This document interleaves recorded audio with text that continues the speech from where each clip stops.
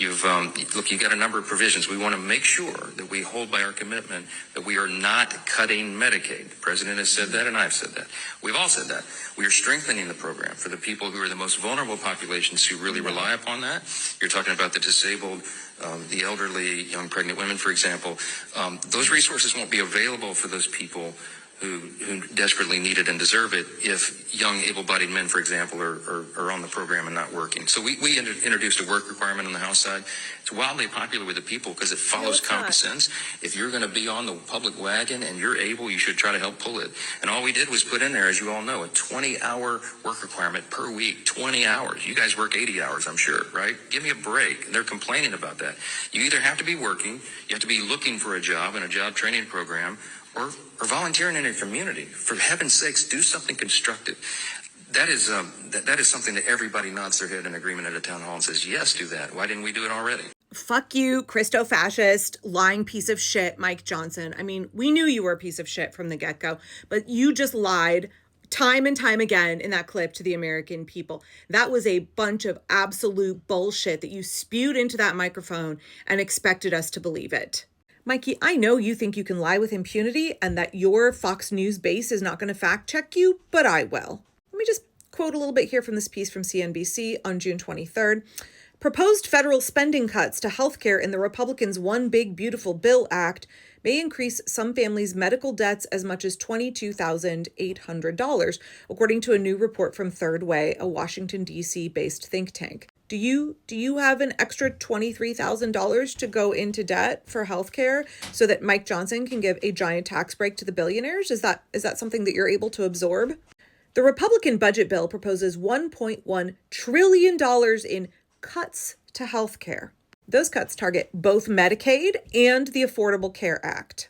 Mike Johnson insults your intelligence, your credibility, your tenacity by thinking that you aren't going to bother to go read the Congressional Budget Office report. I mean, I did, and not just because my Senator Ron Wyden wrote to them and asked them to clarify what the cuts would be to Medicaid and the cost to the American people. Thank you, Senator Wyden, and also Congressman Pallone and Congressman Neal for getting clarification from the CBO on this. According to the Congressional Budget Office, 11 million people will lose their health care coverage due to the provisions in the bill passed by the House of Representatives and Mike Johnson. And the Congressional Budget Office says an additional 4 million people will lose their affordable health care coverage because this bill is going to allow for subsidies to expire so that people are not going to be able to afford their ACA coverage. Add to that another almost 1 million people that are going to lose their ACA coverage because of changes that Trump made earlier this spring. So you tell me, Mike Johnson, how is it that you're not cutting Medicaid if 11 million people are going to lose their Medicaid coverage? So tell me, Mike Johnson, how is it that your big nasty budget bill doesn't cut healthcare if the Congressional Budget Office has said 16 million people will be losing their healthcare if you push through this awful legislation, which is incredibly unpopular with the American people? So unpopular that you have to lie through your teeth to try to convince them it's not as terrible as it actually is, so that they will let you cram it down our throats. According to CNBC, if you get your way and this deeply unpopular bill becomes law, medical debt in the United States will increase by $50 billion. You are going to send Americans $50 billion deeper in medical debt. The for-profit healthcare industry is already crushing Americans. We currently carry $340 billion in unpaid medical debt. You're going to increase that to almost $400 billion. According to the think tank Third Way, if this bill becomes law, 5.4 million more Americans will be pushed into medical debt. In a country of 340 million people, with our healthcare incredibly broken, over 100 million Americans already have some form of medical debt. I mean, we could have universal healthcare in this country, but we don't because for-profit healthcare is an incredibly lucrative business and they lobby the Republicans to make sure that it never happens. Yet another reason we need to get dark money, big money, corporate money out of our politics, because it is working in the interest of the billionaires of the corporations and not for us, the American people. According to Third Way, 87% of households that previously had no medical debt would accumulate an average of $22,800 in new debt if the big, nasty budget bill gets passed. Meanwhile, an additional 13% of households will accumulate almost $9,000 more dollars in medical debt on top of the burden they were already carrying. That's going to put people's dreams back if they're hoping to go to college or they're hoping to have a solid retirement or they're hoping to buy a house, said David Kendall, Senior Fellow for Health and Fiscal Policy at Third Way. Medical debt stands in the way of the American dream, and we shouldn't make it worse. But Mike Johnson is actively trying to make it worse. All so that billionaires can get trillions of dollars in tax cuts over the next 10 years. It is crucially important that we are emailing and calling today and tomorrow.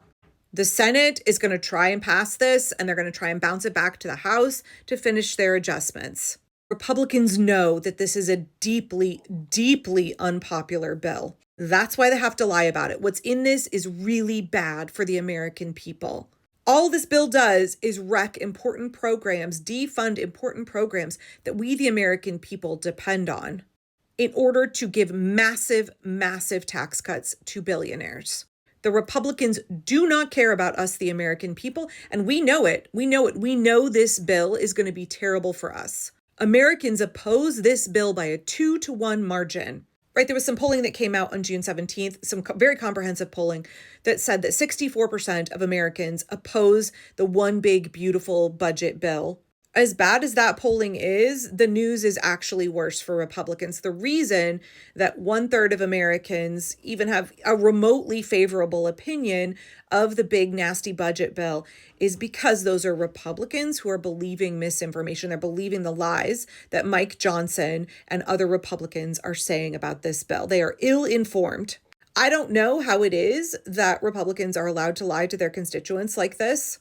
But we know that MAGAs support this bill because they're only listening to the Fox News talking points. They're only listening to what Republicans have to say. They are scarfing up the propaganda and believing it. But when you actually talk to them about the facts of what's in this bill, when you explain to them the cuts to healthcare that are going to be shoved through in this legislation, even MAGA support for this legislation shrinks dramatically and their opposition grows.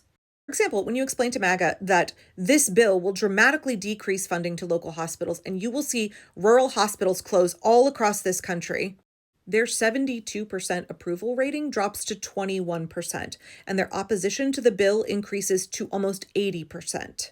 When you explain to them that over 10 million people will lose their health care as a result of this bill, suddenly MAGA opposes it.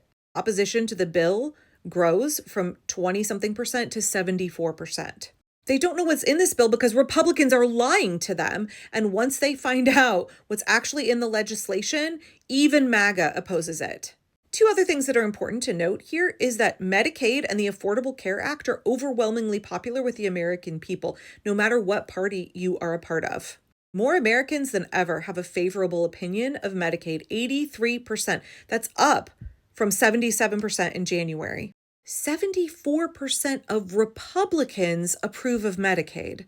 That's because 1, they are utilizing it. 2, they are starting to learn that it funds their hospitals, that 40% of pregnant people and 41% of America's children are on Medicaid. And not just that, but Americans overwhelmingly also approve of the Affordable Care Act. 66%. That is the highest favorability rating for the ACA in more than a decade. In fact, it's the highest favorability rating ever for the ACA. Even though a lot of Republicans don't understand that Obamacare and the ACA are the same thing, Republicans still, if you talk to them about Obamacare, they're opposed to it. But when you explain it's the Affordable Care Act, they're like, oh shit, I have my insurance through them. Or, oh, my neighbor has their insurance through them. They have a very favorable approval of the ACA when you break through the propaganda and they understand what it is that you're talking about. Also interesting to note here is that a majority of Americans want a work requirement for Medicaid, 88% of Republicans and 51% of Democrats. But when it is explained to them that most people who receive Medicaid are already working or are actively looking for work or are in school in order to become more employable, and when they hear that the Republicans' new work requirement will actually increase administrative costs for Medicaid substantially while cutting benefits, you find that now a majority of Americans, 60%, disapprove of the work requirement that Republicans want to add in. 72% of Americans are currently very concerned that children and adults will lose their health care if this bill passes. It's incredibly unpopular. We have got to be pressuring Republicans. We need to be calling today and tomorrow. It's not too late to stop this. This bill is not inevitable. It's devastating and we've got to stop it.